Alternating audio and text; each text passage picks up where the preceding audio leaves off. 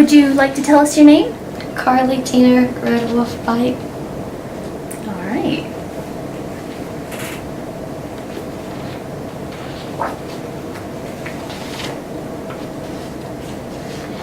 A small town called Georgetown is full of mysteries. On Halloween night, scary, unusual things happen.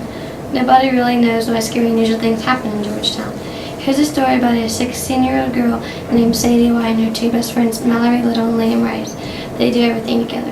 On Halloween, exactly 3 years ago, Sadie had made a deal to go into the woods and at least stand there for 10 minutes. While walking to lunch, Liam said, "Hey, Sadie, remember that bet you made 3 years ago?" asked Liam. Sadie said, "Oh, great, just my luck." Mallory said, "You know, you did make the bet exactly 3 years ago on Halloween." "Of course I know I did." "Hey, Mallory, are you still coming over for Halloween tonight?" asked Liam. "Same as usual," said Mallory. Halloween night, 9:30. "Okay, so now that we've had time to get our candy, you know what time it is," said Mallory. "There is still a whole other street to go," said Sadie. "Excuses, excuses, excuses. Hey, you made a bet," said Mallory. "The woods are right around the corner. Let's go," said Liam. "Takes about an hour to get to the woods from Lewis Road. We should arrive about 10:30, said Mallory. "Do I really have to do this?" asked Sadie. "Yes, you made a deal," said Liam. "Oh, all right," said Sadie. Halloween night, 10:45. "Are we going the right direction?" asked Mallory. "Of course we are. I think so, maybe," said Liam. "You do know I have a curfew. I have to be at 11:30, no later," said Sadie. 10:55. "Look, I told you it was right around the corner," said Liam. "Yeah, that was 2 hours ago," said Sadie. "Oh, okay. Hey, you guys, how were we going to get into the woods if there was a large barbed wire fence around it?" asked Mallory. "It's easy. All we have to do is steal Mr. K's ladder," said Liam, the principal of South High Denver. I'll go get the ladder," then said Liam. Liam gently stitched the ladder against the barbed wire fence so no alarms go off and the police don't show up. Mallory climbs up the ladder first so that she can unlock the barbed wire fence. Georgetown had the woods blocked off for many reasons. No one really knew why. "Okay, are you ready for this?" asked Mallory. "Always ready," said Sadie. Sadie carries her flashlight with her as she goes further and further into the woods. "You still there, Sadie?" shouts Mallory. "Yeah," replies Sadie. Just before then, she didn't see the tree stump and tripped. Sadie drops her flashlight, and out of nowhere, a big red wolf comes out and bites Sadie White. "Help! Help! Help!" shouted Sadie. "Mallory, what have you done?" asked Liam. "I didn't do anything," says Mallory. Liam and Mallory then start to run into the woods after Sadie.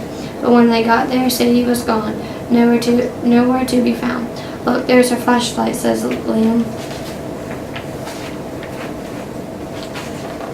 The very next day, Mallory and Liam skipped school to go back to the woods to see if Sadie had returned.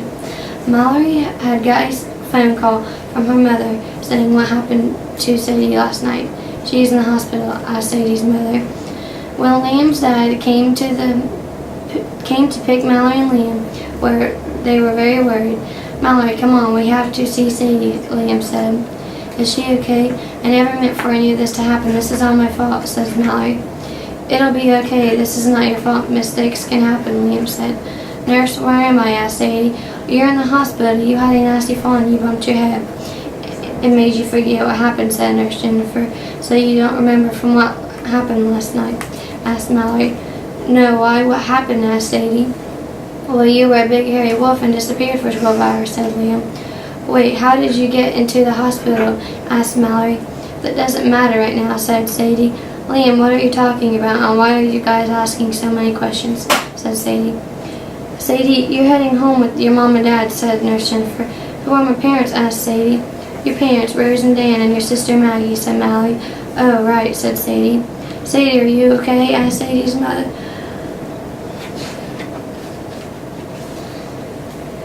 Home sweet home. Sadie was finally back home getting lots of rest, just like the doctor said. Sadie had still been sick from the red wolf bite. Liam and Mallory both went to go check on Sadie to see if she had eaten anybody yet. Liam's dad knew a guy that could solve this problem so Sadie could live a normal human life. His name is Dr. Levi. He has potions that could help us. Be serious, Liam. This is a real-life crisis, Mallory said. Mallory, I trust Liam. Okay, New Boston, Pennsylvania, which is 23 miles away from Georgetown. I can probably get my mom to drop us off. She is the only adult that actually knows what's going on with Sadie, Mallory said. Why, hello there. What seems to be the problem, Dr. Levi said. Well, my friend here needs your help, Liam said. Ah, yes, Sadie White, the immortal. Dr. Levi said, wait, I didn't say which friend needed help, Liam said. Well, I could smell the sense of fear, Dr. Levi said. He is a little odd, don't you think? Mallory asked. Relax, Liam. Let him do it. Relax. Let him do his job, Liam said. Well, what could I do for you, Miss White? Dr. Levi asked. I'm a werewolf and I need you to turn me back to human. Sadie said, yes, I have just the thing. Dr. Levi said Mallory didn't think that Dr. Levi was a little unusual. Just then, Sadie seems to have passed out. Why is this happening? Mallory asked. Why, of course not, Dr. Levi said. Follow me now, Dr. Levi ordered. Who's there? Yelled the werewolf queen, said Liam and Mallory. Didn't know where they were headed because Dr. Levi had put on blindfolds on them so they couldn't know where they were going. Oh yes, the newest newborn werewolf, said the werewolf queen. Welcome to the family. The werewolf queen said, why am I here? I should be human now. I drank the stupid potion you told me to, says Sadie desperately. You didn't tell her, shouted the werewolf queen. No, I wasn't sure if you wanted me to or not, Dr. Levi said. Tell me, what is she talking about? Sadie asked. I'm afraid that once you've been scratched by a werewolf, you can't go back to human. It's impossible. The werewolf queen said sadly, this is all your fault, Mallory. If I hadn't made that bet, I would never have to deal with this, Sadie said. I'm so sorry, and I'm truly sorry, Mallory said. I never want to speak to you again, Sadie shouted. Sadie, she didn't mean for this to happen, Liam said. Well, look where I'm at now, Liam, because you're the one who was the werewolf, Sadie yelled. Sadie, please let me explain this to you. It will be okay, Mallory said. Yes, because everything is always going to be okay, said Sadie.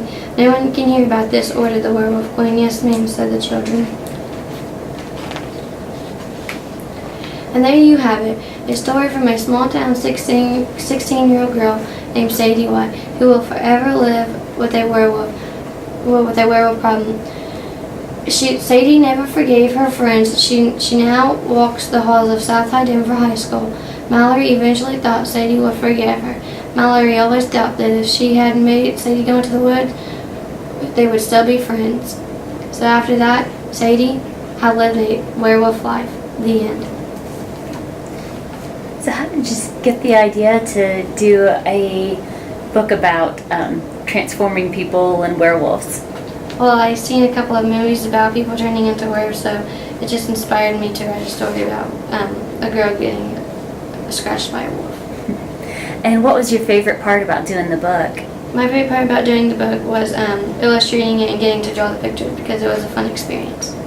What was the most difficult thing? Getting to, the most hardest part was getting to find the right words to go in the story, so. All right, well, thank you for reading with us. Thank you. And you're all done. Next up.